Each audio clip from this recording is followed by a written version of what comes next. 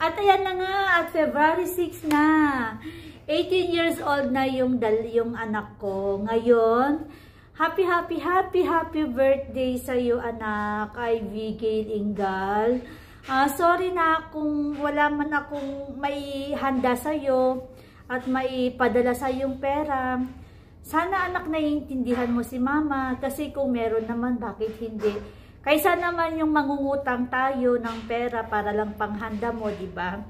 Hindi naman importante yung handa na kahit 18 ka na. Importante yung Panginoon, kasi importante binigyan ka ng lakas, ng malusog na pangangatawan. Yun ang pinaka-the best na regalo na natatanggap mo sa 18 years mo, anak. Yung nandyan si God para sa'yo at hindi ka niya pinabayaan, binibigyan ka ng malusog na pangangatawan, ginagabayan ka niya sa lahat ng ginagawa mo.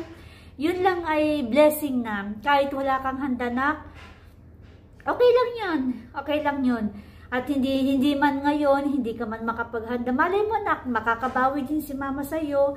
Kaya lang, ngayon, nak, talaga, pagpasensyahan mo muna ako kasi talagang walang-wala. Alam ko naman na naiintindihan mo ako, anak, at humihingi ako sa'yo ng sorry, nak. Hindi ko man may bigay sa'yo yung gusto mo, pero alam mo naman na kung gaano kita kamahal.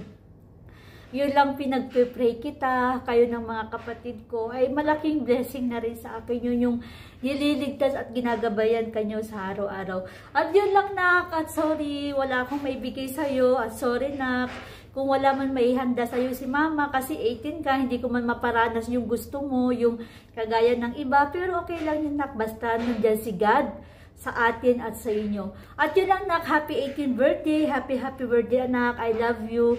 Mama, miss you, and I love you always, nak. And huwag mo laging kalimutan, lagi kong sinasabi sa inyo, na pag tumatawag ako, ilagay nyo lagi sa puso nyo ang God. At bago magdasal, bago matulog, laging magdasal, magpasalamat sa lahat, maliit man o malaki. At yun lang, nak, bye-bye, and happy birthday again, and God bless you, nak. And sorry, thank you, nak, love you, miss you, nak, miss you, bye-bye.